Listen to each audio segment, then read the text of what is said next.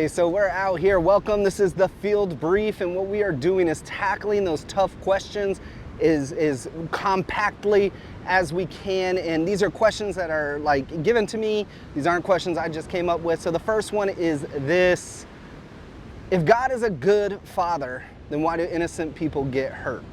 And there's validity in that, right? You don't have to be a rocket scientist to look around the world and see that people are getting caught in a crossfire.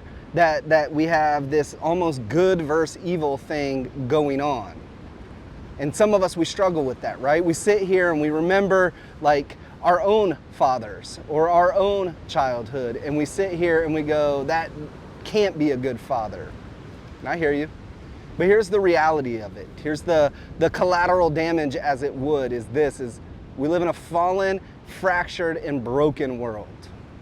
We live in a world where selfishness rules, where self is elevated to number one, where it's just more important for me to worry about who I am, my wants, my needs, than to worry about anything else.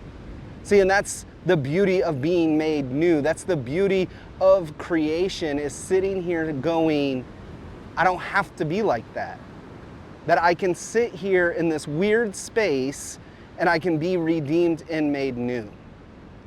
See, that's the whole point of the cross, is that we're taking what is dead and making it alive. Romans 12 would say it like this, that we are to be transformed by the renewing of our minds so that we're to see things differently. See, how do we know that God is a loving God? Well, because He chooses to save. He chooses to redeem. He doesn't have to. None of us are ever going to earn it. None of us are ever going to be at a point in life where we're like, hey, we deserve it. And I think we all know that. But yet God in His goodness chooses. We look at storms and we look at things going wrong in life as an indication of this must mean that God is not a loving God. Well, the Bible doesn't promise us anywhere. In fact, in John, Jesus promises us that in this world you will have tribulations. In other words, things will go wrong. But here's the other thing He promises us in Matthew 28, that He'll be with us until the end.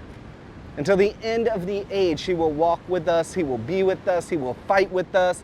He will do all of the things to make sure, because He is a good Father who does love His children.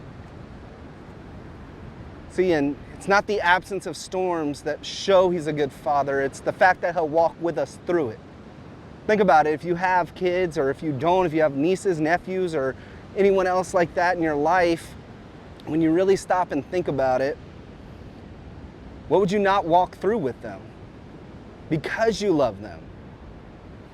Would you walk through addiction? Would you walk through bad behavior? Would you walk through the same thing over and over and over and over? I know I would. See, and that's how we know that God is a good Father, because He didn't abandon us. Because He didn't just leave us to our own devices. Because He didn't just sit here and go, well, you guys had a chance. And I get it. It's a tough thing to wrestle with. And sometimes it doesn't always make sense because we can't see the goodness in it at that moment. But I promise you, when you step back and you look at it from the other side, we can.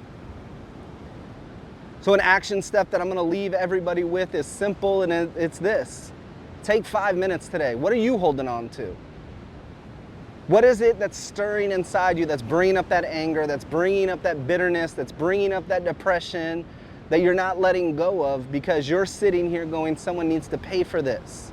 Understand, in Romans 12, God says, I will repay, vengeance will be mine. We don't have to hold on to it. We all have stuff in our past, and that's another video, that we could hold on to. But forgiveness wasn't given for the other person. It was given so that you don't hold on to it, so that you let it go, so that you can move by. Because God's sitting here going, I'll walk with you with it. Jesus is offering His help to go, come with me, and let's walk through this together. So take 5 minutes, look at your own life. What is it that's causing all of that in you? And let it go. Start today. Start going, I'm going to make time to do the things I love. I'm going to come out to the beach and I'm going to fish. I'm going to spend time with my wife, with my kids. We're going to play. We're going to build a fort. We're going to rebuild an engine. We're going to, whatever it is you can do. So until next time, we'll catch you later. Stay Spirit-led and nature-fed.